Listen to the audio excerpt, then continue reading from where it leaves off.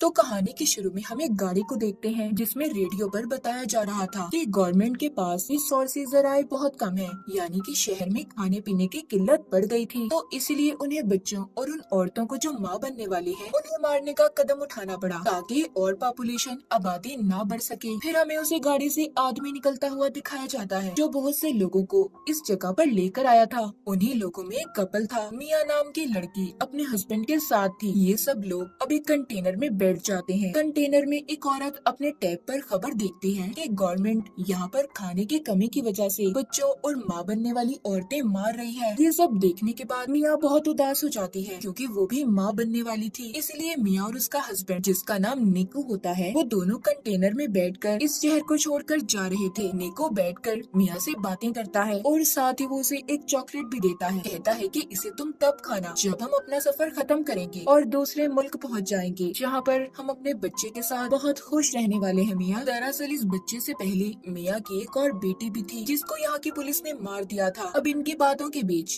Container का दरवाजा बजने लगता है। जब निकू देखने जाता है तो एकदम से दरवाजा खुल गया था। अंदर और भी बहुत से लोग आते हैं। इस कंटेनर में बहुत सारे लोग जमा हो गए थे, इसीलिए बाहर खड़ा आदमी जिसके हाथ में गन थी वो कहता है कि आधे लोग बाहर आ जाओ, हमारा दूसरा कंटेनर आ रहा है, बाकी उसमें जाएंगे। तभी निकू को भी उन लोगों के बीच में गन दिखाकर निकाल लिया जाता है। मिया कंटेनर के सुराग से देखती है निकू को 107 नंबर के कंटेनर में भेजा जा रहा था। निकू मिया से फोन पर बात करता है। वो उससे कहता है फिक्र नहीं करो, हम दोनों एक ही जगह पर जा रहे हैं, हम इकट्ठे हो जाएंगे, बस तुम इस सफर के दौरान अपना और मेरे बच्चे का ख्याल रखना और इर्द गिर्द किसी भी इंसान पर भरोसा मत करना। मिया का कंटेनर चलने लगता है। रास्ते में वो देखती है गवर्नमेंट की पुलिस बाहर औरतों को जमा करके जो खास तौर पर माँ बनने वाली है उन्हें मार रही होती है। कुछ देर के बाद कंटेनर रुक जाता है। मिया सुराग से देखती है कुछ ऑफिसर्स ने कंटेनर को तलाशी के लिए रोक लिया था। अब कंटेनर को खोलकर जब चेक किया जाता है तो वो उन्हें पूरा खाली मिलता है। दरअसल इस कंटेनर के अंदर छुपने की खुफिया जगह थी, सभी लोग उधर छुप गए थे। ऑफिसर जब गोली चलाता है तो उसे भी पता चल गया था कि अंदर खाली बहुत सी जगह है। अब पुलिस ऑफिसर सबसे कहता है देखो खुद ही सब लोग बाहर आ जाओ वरना तुम्हें ऐसे ही मार दिया जाएगा। ये सुनकर मिया उस कंटेनर के अंदर रखे डब्बों के ऊपर चढ़ गई थी। तभी वहाँ पर एक लड़की भी जान बचाने की खातिर दरवाजा खोल देती है। जैसे ही वो बाहर आती है ऑफिसर ने उसके सर पर गोली चला दी थी और फिर एक एक करके सबको मार दिया जाता है। सबको खत्म करने के बाद ऑफिसर ये हुक्म देता है कि यहाँ से लाशों को ठिकाने पर लगाकर कंटेनर को साफ करके शिप में भेज दिया जाए। ऑफिसर के आदमी ऐसा ही करते हैं। मिया जो कि ऊपर की तरफ जाकर छुप गई थी अब वो नीचे आती है और निकू को फोन लगाकर बात करने की कोशिश करती है, मगर निकू का फोन बंद आ रहा था। इससे मिया बहुत ज्यादा परेशान हो गई थी। फिर वो वहाँ पर उन्हें मरे हुए लोगों के सामान को देखने लगती है जो कंटेनर में थे। उसे एक बैग से ड्रिल मशीन, चाकू, लाइट मिलती है और भी बहुत सी चीजें थी। मिया का कंटेनर शिप में रखवा दिया जाता है। रात भी हो गई थी। तभी समंदर में तूफान आ गया था। उस तूफान की वजह से मिया का कंटेनर जोर जोर से हिलने लगता है। वो मदद के लिए बहुत चिल्लाती है मगर यहाँ पर कोई भी उसकी आवाज सुनने वाला नहीं था। कंटेनर अब और भी ज्यादा जोर जोर से हिलने लगा था जिस वजह से मिया का सर एक बॉक्स पर लगता है। वो भी होश हो गई थी। अब जब सुबह होती है और मिया को होश आता है तो देखती है कि उसका कंटेनर बाकी कंटेनर्स की तरह समंदर में डूब रहा है। वो निकू को कॉल करने की भी कोशिश करती है मगर उसका फोन भी टूट चुका था। पास ही से उसे बहुत सी आवाजें आ रही थी जो कंटेनर में बंद लोगों की आवाजें थी। सब मदद के लिए चिल्ला रहे थे। वो अपने कंटेनर के सुराग से देखती है कि 107 नंबर वाला कंटेनर पानी में डूब गया है जिसमें निकू था। अपने हस्बैंड की ऐसे मौत देखकर तो वो बहुत ज्यादा टूट चुकी थी। सोचती है कि अगर निकू ही नहीं रहा तो मैं जिंदा रहकर क्या करूंगी। इसीलिए अब वो खुद को भी मारने की कोशिश करती है कि तभी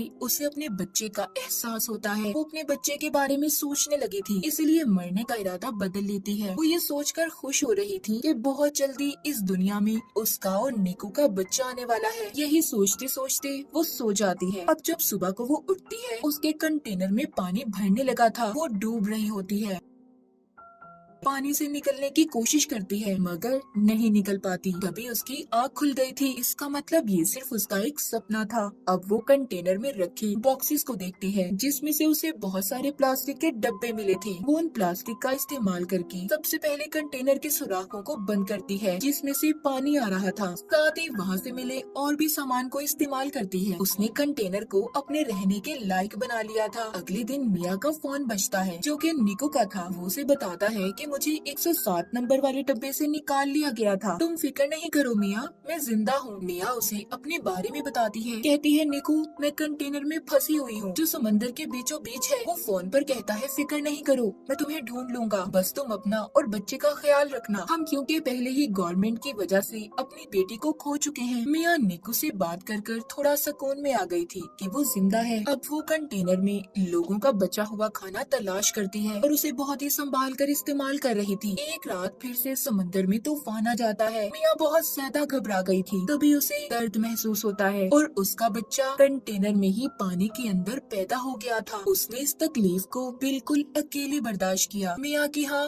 बेटी हुई थी जिसे देखकर वो बहुत खुश होती है। उसने उसे अपने गले लगा लिया था। वो अपने बेटे का बहुत ख्याल रखती है। आहिस्ता आहिस्ता मिया भी ठीक हो गई थी मगर अब उसके पास पड़ा खाना भी खत्म होने लगा था। वो सोचती है कि आखिर कब तक वो ऐसे ही इस कंटेनर में बंद रहेगी। तभी उसे अपने सामने पड़ी ड्रिल मशीन नजर आती है। ये उस मशीन को लेकर कंटेनर के ऊपर रास्ता बनाने की कोशिश करती है। तभी उसकी बेटी भी रोने लगी थी। ये नीचे आती है और अपनी बेटी को संभालती है। अगले दिन फिर से ये रास्ता बनाने का काम करती है मगर अब ड्रिल मशीन भी बंद हो गई थी। मिया ने गुस्से में उस मशीन को फेंक दिया था। तब इसे चाकू नजर आता है। ये अब उस चाकू का इस्तेमाल करती है मगर चाकू भी टूट गया था। मिया देखते है कि उसके पास अपना पीने के लिए पानी बचा था और न खाने के लिए खाना। उसकी हालत बहुत ज्यादा खराब थी। वो बेहोश हो जाती है। उसे अपनी बेहोशी की हालत में अपनी बेटी नजर आती है जिसको गवर्नमेंट ने मार दिया था। उसे अपने पास निको भी महसूस होता है जो उससे बस यही कह रहा था, मिया इसमें तुम्हारी कोई गलती नहीं, तुमने हर कोशिश की। ये तभी मिया के मुंह पर बारिश का पानी गिरता है। उसे होश आ गया था। वो अब एक कपड़े को फंसाकर कंटेनर के उस हिस्से को खींचती है जिसमें उसने सुराख किए थे। मिया की मेहनत रंग ले आई थी। रास्ता खुल जाता है। वो पहले तो डब्बों में पीने के पानी को जमा करती है। फिर जब वो बाहर आती है तो देखती है उसका कंटेनर समंदर के बीचों बीच था जहाँ पर दूर दूर तक उसे कोई भी नजर नहीं आता। वो अब अपनी बेटी को लाकर आसमान और समंदर दिखाती है। कहती है हम यहाँ से जरूर निकलेंगे। तभी उसे समंदर में मछलियाँ नजर आती हैं। मिया को ये देखकर एक आइडिया आता है। वो मछलियाँ पकड़ने वाला एक कांटा बनाती है जिससे वो मछलियाँ पकड़ने की कोशिश कर रही थी मगर उससे एक भी मछली नहीं पकड़ी जाती। वो बहुत थक चुकी थी और ऊपर ही लेट जाती है। तभी उसे आसमान पर प्लेन नजर आता है। अब मिया जल्दी से कंटेनर के अंदर जाकर शीशे का टुकड़ा लाती है ताकि वो उसके रिफ्लेक्शन अक्स से प्लेन को अपनी तरफ बुला सके मगर जल्दी जल्दी में उसकी टांग पर चोट लग गई थी। लेकिन फिर भी वो हिम्मत नहीं हारती और शीशे के टुकड़े को लाकर प्लेन पर उसका अक्स करती है मगर वो प्लेन जा चुका था। वो मायूस होकर नीचे आ जाती है और अपने जख्म को सीकर उस पर पट्टी बांध लेती है। साथ ही उसे अपने पास बहुत सारे ईयरफोन्स पड़े हुए मिलते हैं। अब वो सारी रात जागकर ईयरफोन की तारों का इस्तेमाल करके जाली बनाती है। अगली सुबह वो उस जाली से मछलियाँ पकड़कर अपना पेट भरती है। वो कई दिन तक ऐसे ही मछलियाँ पकड़ती और अपना पेट भरती। उसने अपने पास पड़े डब्बों में भी मछलियाँ पकड़कर रख ली थी। वो रोजाना अपना नंबर लिखकर प्लास्टिक के डब्बों में बंद करके बहा दिया करती थी ताकि कोई तो उसकी मदद के लिए आए।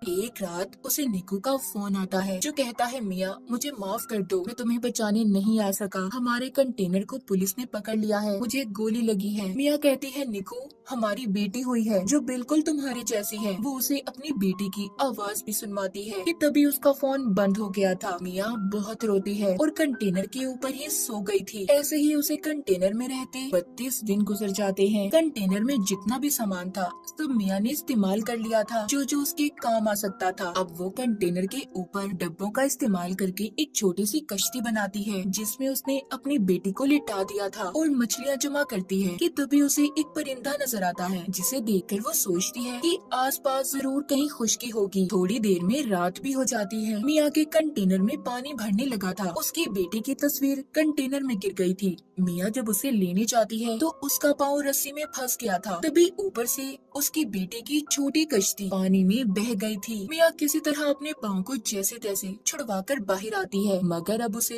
अपनी बेटी कहीं पर नजर नहीं आती। वो पागलों की तरह उसे यहाँ वहाँ ढूंढ रही थी, मगर वो उसे कहीं पर भी नहीं मिलती। दूसरी तरफ मिया की बेटी के पास एक बहुत बड़ी व्हेल मछली आती है जो उस पर पानी गिराती है, तो मिया की बेटी रोने लगी थी। मिया अब उसकी आवाज सुनकर तैरकर उसके पास पहुंचती है और अपनी बेटी से कहती है, मैं सिर्फ तुम्हारी वजह से जिंदा हूँ, असल में तो तुमने मुझे बचाया है। इतना कहकर मिया उसी कश्ती का सहारा लेकर सो जाती है। जब सुबह होती है और मिया की आँख खुलती है तो वो डब्बा खोलकर एक मछली खाती है जो उसने कश्ती के साथ डब्बे बांधे हुए थे। मिया अपनी बेटी को देखकर कहती है, हमने वो सब किया जो हम कर सकते थे, असल में तुमने मेरी जान बचाई है। तभी मिया आसमान पर कुछ परिंदे देखती है, वो उनके लिए मछलियाँ फेंकती है। उसके इर्द गिर्द बहुत सारे परिंदे जमा हो गए थे। तभी दूर से बोट कश्ती में एक लड़की की नजर उन परिंदों पर पड़ी थी। वो अपने डैड को अपनी बोट वहाँ पर ले जाने का कहती है। जब ये उधर आते हैं तो इन्हें मिया की बेटी मिलती है। वो लड़की उस कश्ती को देखकर सोचती है कि आखिर इतना प्यारा बच्चा वो भी पानी में किसी ने कैसे छोड़ दिया। तभी उन्हें मिया की बेटी की कश्ती के साथ एक रस्सी बंधी हुई नजर आती है। जब वो उस रस्सी को खींचते हैं जिसमें से मिया बाहर आती है, उसने दरअसल उस रस्सी को अपने बाजू से बांध लिया था। वो मिया को ऊपर खींचते हैं। लड़की उसे बचाने की कोशिश करती है क्योंकि मिया बेहोश हो चुकी थी। वो लड़की मिया को किसी तरह होश में लाने की कोशिश करती है, मगर मिया का सांस पानी में रहने की वजह से बंद हो गया था। जब मिया